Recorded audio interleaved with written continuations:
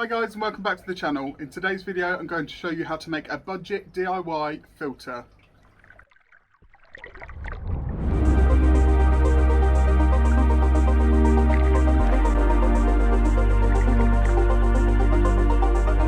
Hi guys, so today I'm going to show you how to make a budget DIY aquarium filter using this hot dog jar. Very easy, even if you don't like hot dogs, they're about £1.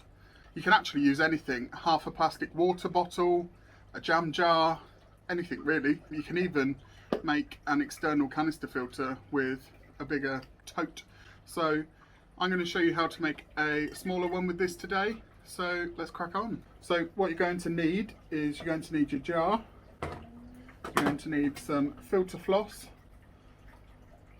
You're going to need a bit of PVC pipe tubing. I just got this, it was an extra bit off of an Eheim filter that I had.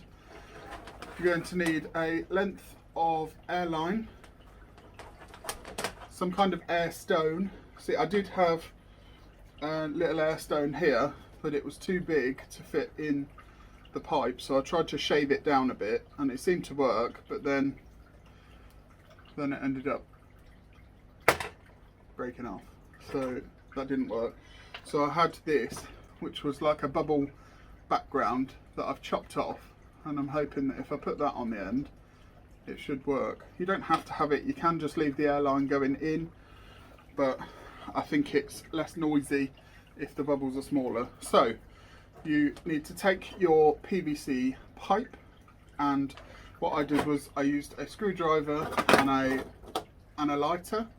I held it on the end until it was really hot, and then I pushed a hole through there and there.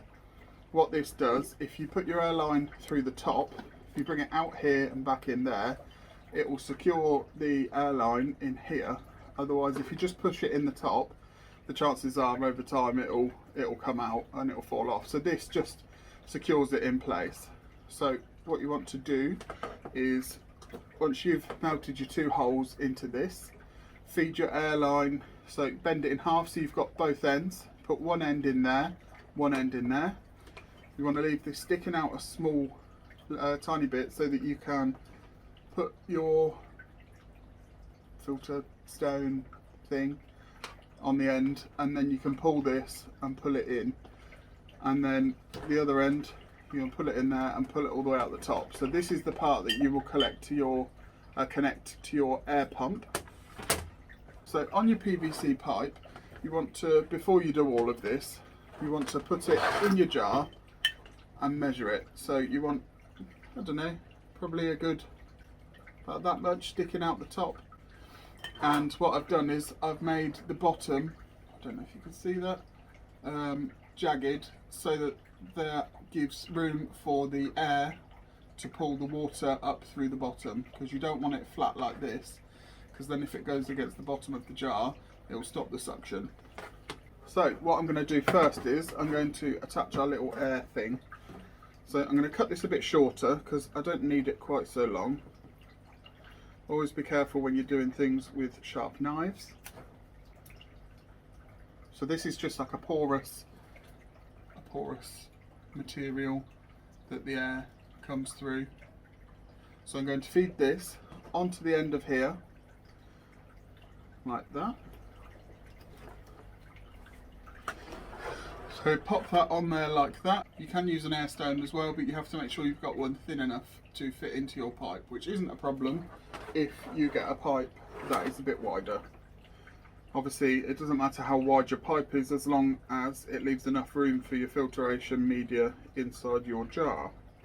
So now what I'm going to do is I'm going to pull this, and that is hopefully going to pull that inside here, and if we have it up to about there, then when it's upright the bubbles won't come out the bottom, they'll float upwards.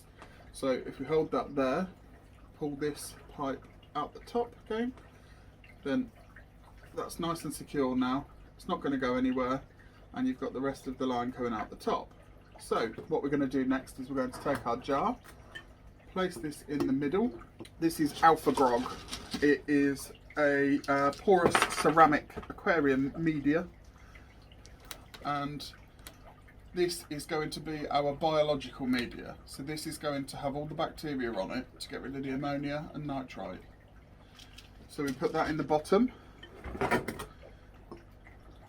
So I'm going to put the jar here with that there, trying to make sure it's in the middle.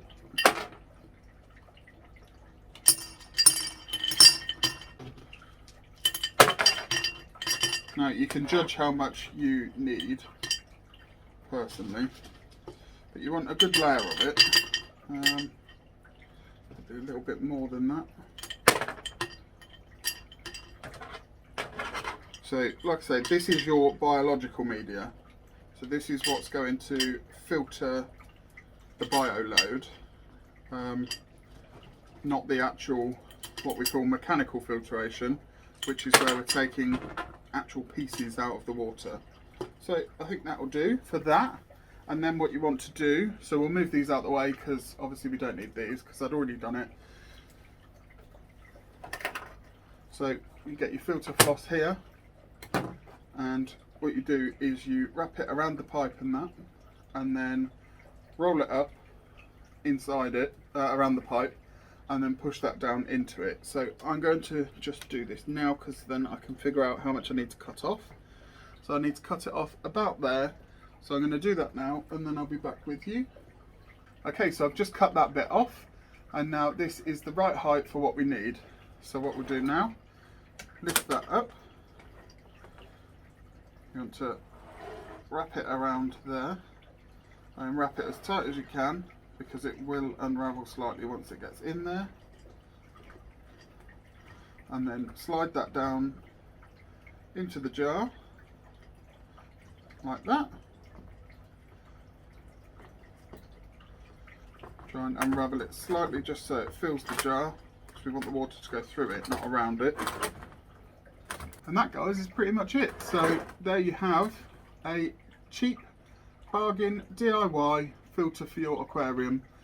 So the air goes down this line, comes out in the tube at the bottom, which will send the bubbles up this tube to the top, causing a suction from the bottom, which will pull the water in the top here. The water will go through this filter floss, which not only is it mechanical filtration, so it will take out pieces from the water, any bits of poo or floating plant matter, that will get filtered out in this, but this will also end up as biological because it will fill up with bacteria. You've then got the alpha grog at the bottom, which is a really porous ceramic media, which will fill up with bacteria. And then the clean water, once it's gone through here, will go up the pipe from the suction, and the clean water will come out the top. You just plug the end of this, push the end of this into your air pump, and there you go. It's as easy as that. So yeah, there we have it. I'll give you a bit of an up close view. So that is your alpha grog at the bottom, then your filter floss, and then you've got your tube coming out the top with the air. So this is basically similar to a sponge filter, but it's probably better actually, because not only have you got the filter floss, but you've also got the alpha grog in the bottom. Now you can put anything in these. You can put bio balls, you can put ceramic rings, you can put all sorts in there. But this is what I've got and this is what I'm going to use. So this has cost me literally nothing. I had the filter floss, I had the pipe, I had loads of alpha grog. I don't know why I'm talking to you through this. Hello. Even if you haven't, these are all things you can pick up really cheaply. And once that's been in the aquarium, it won't take long and this will be teeming with bacteria and it will keep your water nice and clean. So what I'm going to do is I'm going to swap out one of my sponge filters, my small one, for this, and then I will show you it in the tank. So this is it working in the tank, guys. I've popped it up the front just for now so that you can see it clearly. So just to explain again, so the air line goes down to the bottom where you saw. It's now bubbling out of there, causing a suction to come up this pipe, which will draw water in the top here, through the filter floss, then the biological media at the bottom.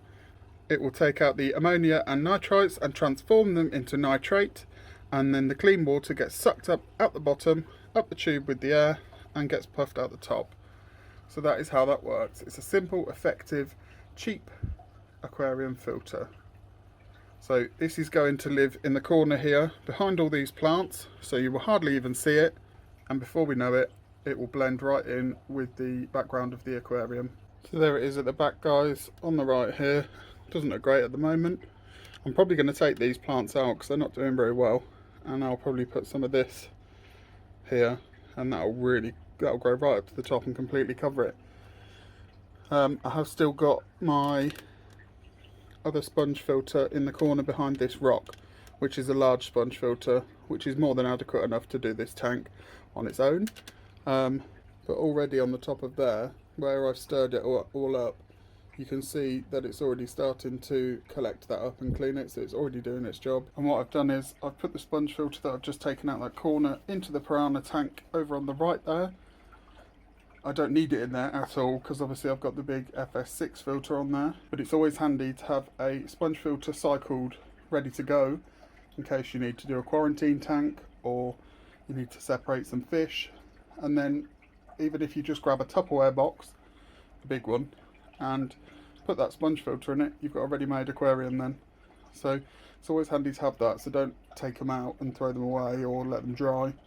So I hope you found that helpful today, guys. It just goes to show you, just to be in the aquarium hobby, you don't necessarily have to spend loads of money. I don't think it looks bad in the tank. It's hidden behind plants and it does the job. It does exactly the same as a expensive filter would do, but for a fraction of the cost. If you've got any questions, guys, pop them in the comments. Don't forget to join the family and click the subscribe button. Turn on the notification bell so that you get notified every time I upload. I upload videos every Friday, so I'll see you next week. Bye!